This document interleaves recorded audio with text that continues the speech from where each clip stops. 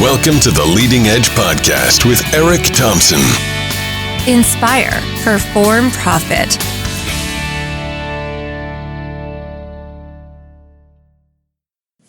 Hey there, everybody. Welcome to episode number 24 of the Leading Edge Podcast. I am your host, Eric Thompson. Thank you for tuning in once again.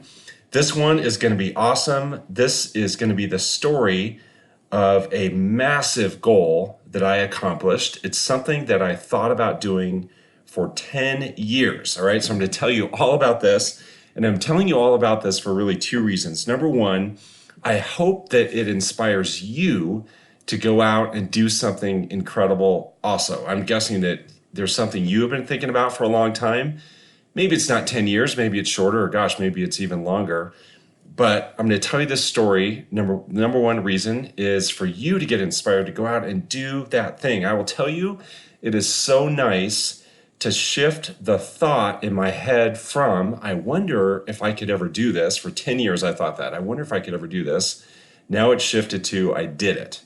I accomplished the goal. I did it. And I will tell you that is a really awesome feeling to be able to shift that thought, to be able to stop wondering if I could do something and to actually go out and attempt it and then accomplish it is super nice.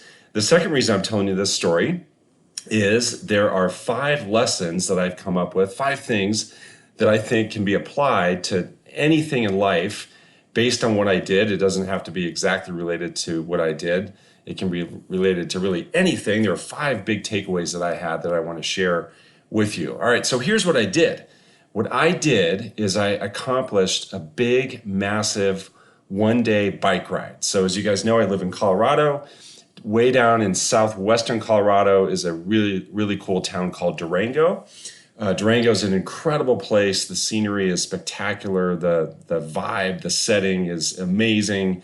It's one of my favorite places on the planet, but it's super far away. It's like an 8-hour drive from where I live. It's the opposite corner of the state. Anyway, the roads around Durango are famous for their bike riding. All right, so they're really incredible roads in and around Durango. I've done some riding around there, not a whole lot, but there is a ride that I read about 10 years ago in a book. This book is called Biking Colorado, and it profiles some of the very best rides around the state. But there's a ride that they profiled in and around Durango. It's called, of all things, it's called the Death Ride. Okay, so this thing has a terrible name. It's called the Death Ride. But the Death Ride is a 225-mile bike ride around Durango. So it's a loop that begins and ends in Durango. And when you're riding around Durango for that amount of distance, you're going to go up and over lots of mountain passes. So this one does. There's 6 major mountain climbs or passes that it goes over, which means that the ride totals up to 17,000 vertical feet of climbing. So you climb in total 17,000 feet up into the air, not all at once, but over the course of these 6 climbs, plus some other smaller climbs along the way. So it's a big deal. It's super hard, 225 miles, 17,000 feet of climbing. The thing is, you need to get it done in one day. And so for 10 years, I wondered, could I ever do it? So 6 months ago, I decided that this summer I was going to do this ride. So I did it 1 week ago today. I accomplished the goal. And so again, I hope you get inspired to do something like this. It was an incredible, epic, amazing day. One of the coolest things I've ever done. 15 and a half hours. We started at 3 in the morning, finished at 6:30 in the evening. Yes, we made quick stops along the way to kind of refuel. And so we were able to keep going, but it was an amazing, amazing thing. All right, so here are the 5 takeaways that I'm going to give you. Okay, so the 5 big things, the 5 big ahas for me as I reflect on the ride and the whole process of getting this done. Here are things I want to share with you that I think you can apply to your life. You don't have to go out and do a big crazy bike ride like this. You can do anything, but you can apply these 5 things into your life. Number one thing is together is way better than alone. Together is better than alone. So I did this ride with my good friend Joe Manning. Joe is one of my biking buddies. He and I used to be on the same biking team together. Now we're not on the same team anymore, but we still ride together all the time. He lives just a few minutes from me, and we like to go on training rides and fun rides together. We race our bike every once in a while together. So 6 months ago, we were riding, and I said, hey, man, I'm thinking about doing this thing called the Death Ride. He had never heard of it, but as we were riding, I explained it to him, and he said, oh, I'm in. That sounds amazing. I am in. So that was incredible that he committed to this. And I'll tell you that as I think about the ride, not only could I not have done that one-day ride alone, there's no way, like, to have the camaraderie during that day, and the humor, and be able to tell stories to each other to make the time pass, to be able to encourage each other, keep each other going, keep each other focused, to be able to kind of think strategically during the day about what we wanted to do and when we wanted to stop to refuel, and to make sure that we had the right clothes on for whatever weather we were about to face, during the day. That was amazing. Plus, too, if you know anything about biking, you know that when it gets windy, it's a drag when it gets windy. And what's nice is to have someone else to ride with, so you can take turns being in the wind, and the other person can sit behind the biker. So for that reason, too, it was huge to have him along with me. Plus, not just the day itself, but all the planning that went into it, the strategizing, the encouragement, the excitement leading up to it. Plus, to be able to share in the emotional experience. I remember the week leading up to the ride, I had all this nervous energy. Julie's like, "What's going on with you, man? What's your problem?" I was just bouncing off the walls and hard to stay focused. I reached out to Joe. I said, "Hey, are you feeling this way too?" He said, "Oh yeah, I'm feeling the exact same way." So that was comforting to know that we were both going through the same experience. So together is always better than alone. And I think oftentimes we as human beings sometimes like to go off on our own. We like to be super individualistic and think that, I'm going to go do this myself. I don't need anyone's help. That is never the best idea when you want to accomplish something really, really big. It's always better to do it together, all right? For the camaraderie, for the encouragement, for the humor, for the sharing of the experience, for the strategizing, for, two heads are better than one. For all those reasons, together is always better than alone. I am so glad that I found someone to do this with. I'm so glad it was Joe. I'm so happy that my experience was infinitely better because I had someone to share it with. I had someone to help me along the way. Again, there's no way I could have done this on my own. There's no way I would have wanted to do it on my own. Number 2 takeaway is that the path is the goal. The path is the goal. So sure, as I think about accomplishing this ride, I think about getting back to Durango and finishing the ride and how good that felt. But you know what? That's not my foremost thought. That's not my number one memory of the ride. I have lots of other memories that would rank ahead of actually finishing. As weird as that sounds, the experience of finishing was cool, but there were way cooler experiences along the way. So it's the path that was the goal. So often I think we get really hung up on accomplishing the goal and crossing that metaphorical finish line, but there's way more to it than that. It's the experience itself that becomes the goal. So not only were there amazing memories during the ride, things that I will never ever forget, the scenery along the way, excuse me, the laughing along the way, with Joe, the hardships, the steep climbs along the way that we were able to get over, and how good it felt to get to the top of each one of those 6 climbs, and just to soak in the experience, to realize that all my training was paying off. Those are big memories, and those are examples of how it was the path that was the goal itself, and then also leading up to it. Joe and I, we went on a lot of training rides together, long rides together.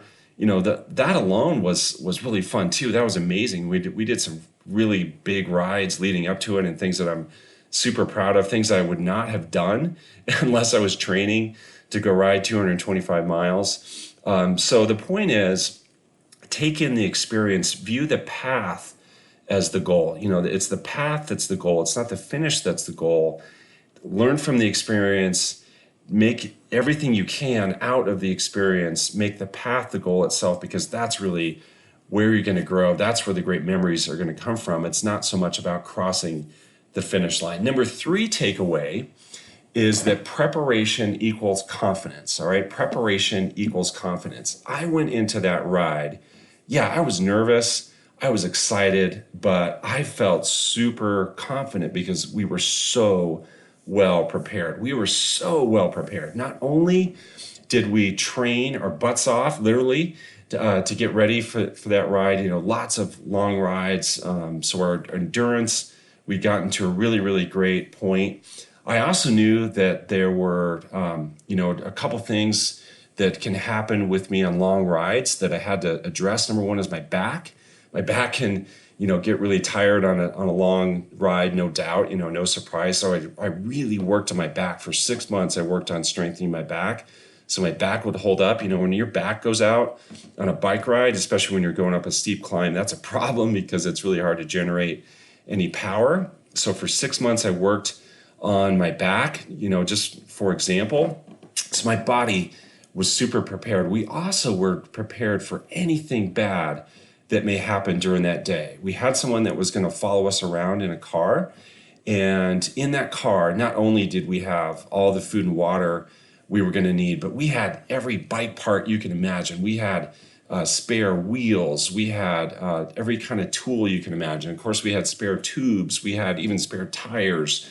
We had extra bike lubricant, bike chain lubricant. We had you name it.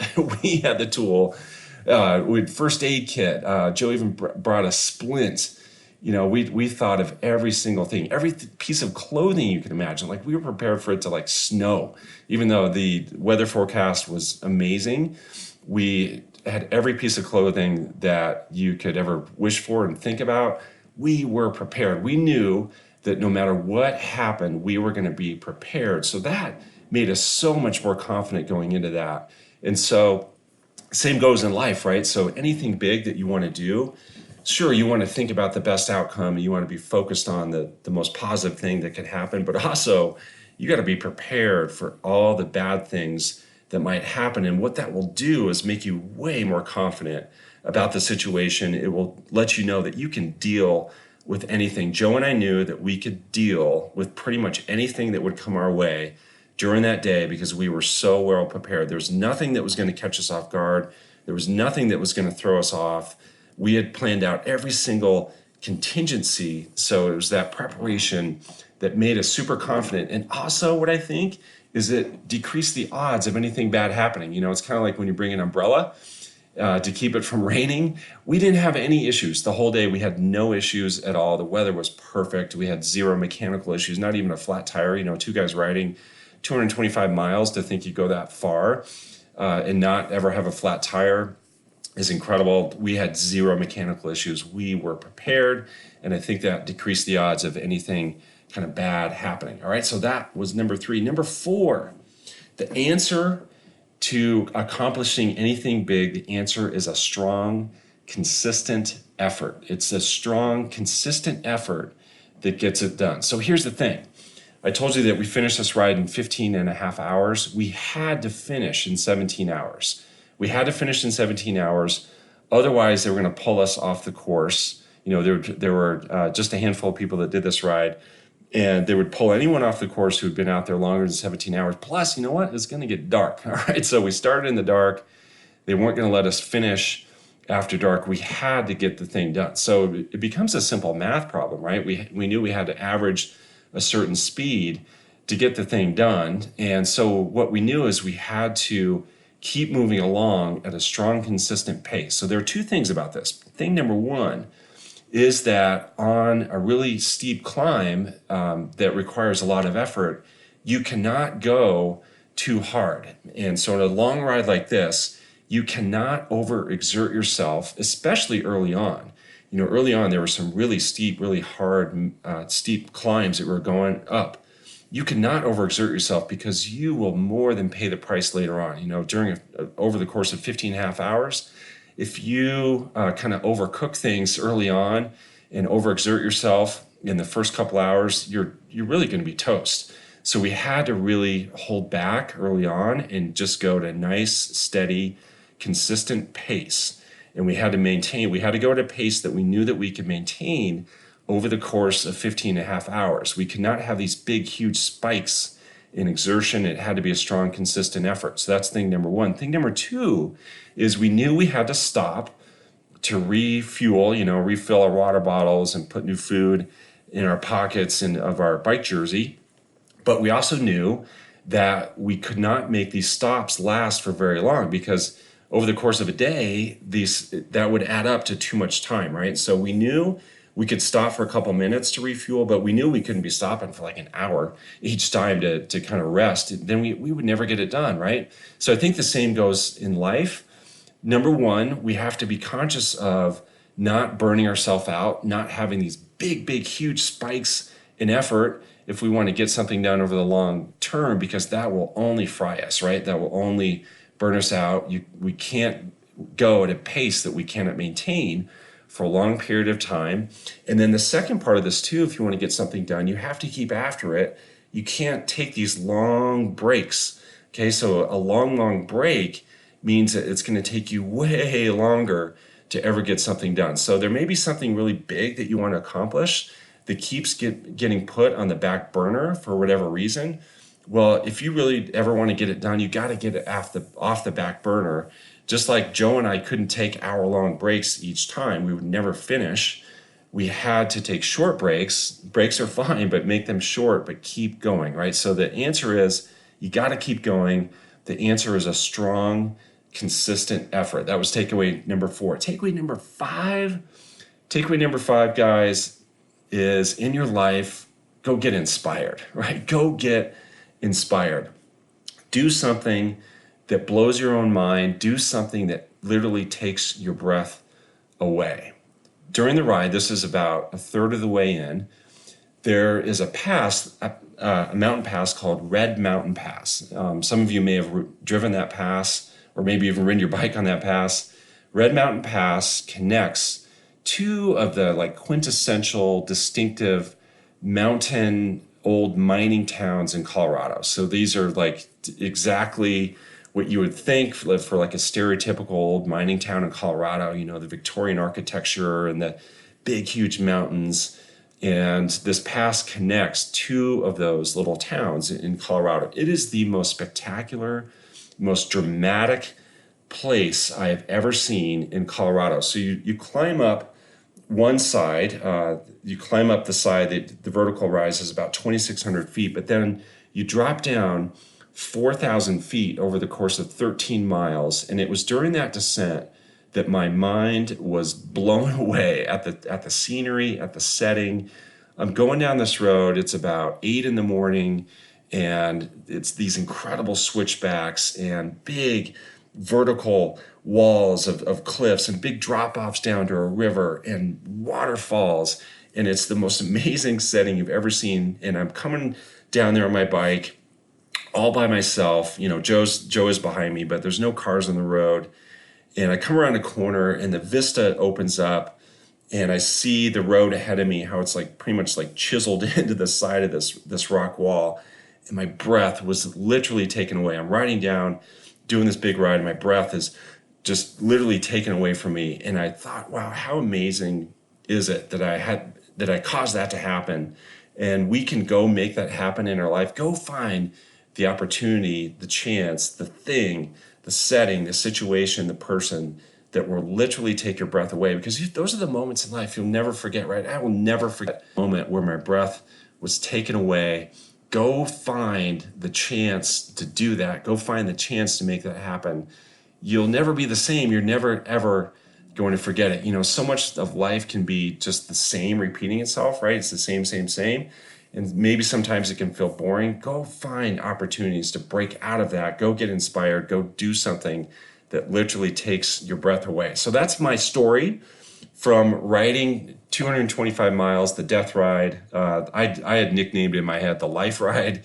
I didn't want to think of it as the death ride. I was thinking about ways I was going to come to life during this ride. It was a massive goal I thought about for 10 years. There's something you're thinking about that you want to do. Go get it done. You're going to have big takeaways, big lessons from it. You're going to switch your thinking from, I wonder if I could do that, to, I actually did it. It's an incredible feeling. Hey, I hope you liked this little story. If you like things that get you inspired, that get you motivated, join the inner circle. Go to jointheleadingedge.com. There's way more content there. There's way more assistance. There's way more coaching there. Jointheleadingedge.com. I hope you check that out. In the meantime, enjoy life on the leading edge. I will catch you in the next podcast. Bye.